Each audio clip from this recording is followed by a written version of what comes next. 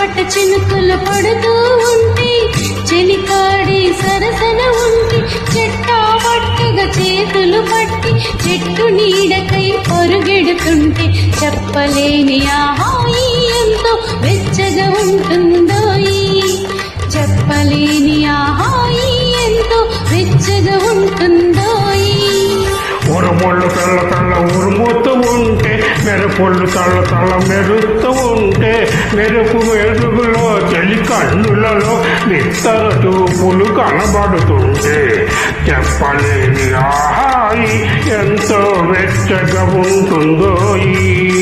చెప్పలేని ఆహాయి ఎంతో వెచ్చగా ఉంటుంది.